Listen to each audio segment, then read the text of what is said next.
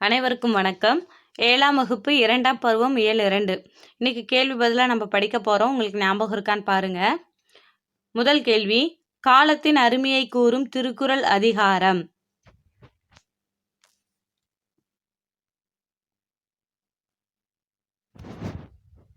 Option B, காலம் அறிதல். ரெண்டாவது கேள்வி, கல்வி இல்லாத நாடு டேஸ் வீடு.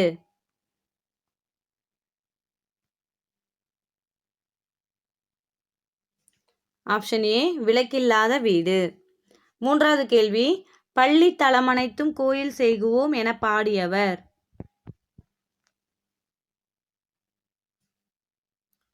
Option C, Bharathiyar. நாலாவது கேள்வி, உயர்வடைவோம் பிரித்தெழுதுக.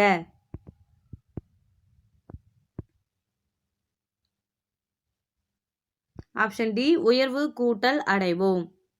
அஞ்சாவது கேள்வி, இவை கூட்டல் எல்லாம் சேர்த்தெழுதுக.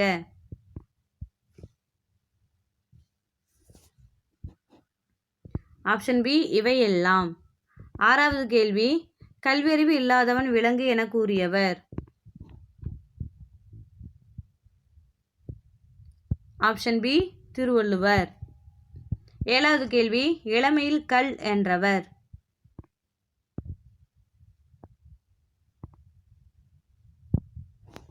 Option A, Avvaiyar.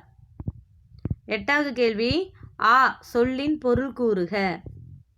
Option A, பசு. ஒன்பதாவது கேள்வி, நோ பொருள் கூறுக.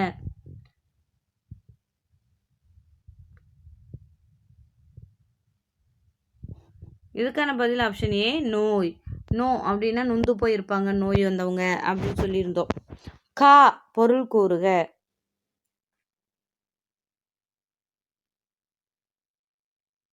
சோலை, காசோலை அப்படின்னு ஞாபகம் வச்சுக்கோங்கன்னு சொல்லியிருந்தோம்.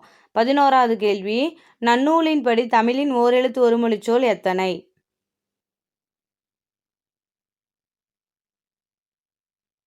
Option B, 42. 40 நெடில் எழுத்துக்களாக இருக்கும், 2 எழுத்து மட்டும் குறில் எழுத்தாக இருக்கும். நோ அப்படிங்கிறதும் து அப்படிங்கிறதும். சரிங்களா? நோ அப்படின்னா நோய், து அப்படின்னா உன், அது மட்டும்தான் குறியிலாக இருக்கும். 12வது கேள்வி, காலத்தை காட்டும் பகுபத உறுப்பு.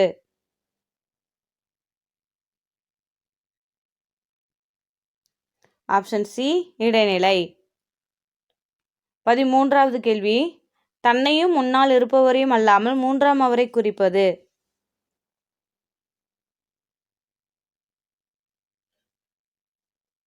ஆப்ஷன் சி, படற்கை. 14வது கேள்வி, தன்மை தவறானது எது?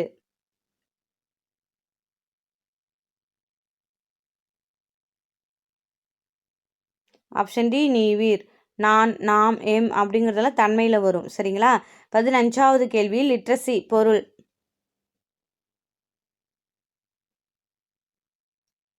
ஆப்ஷன் பி, கல்வி அறிவு. அவ்வளோதான், நம்ம படிச்சிட்டோம். கண்டிப்பாக உங்களுக்கு பிரயோஜனமாக இருக்கும்னு நினைக்கிறேன். மீண்டும் அடுத்த வகுப்பில் உங்களை சந்திக்கிறேன். நன்றி.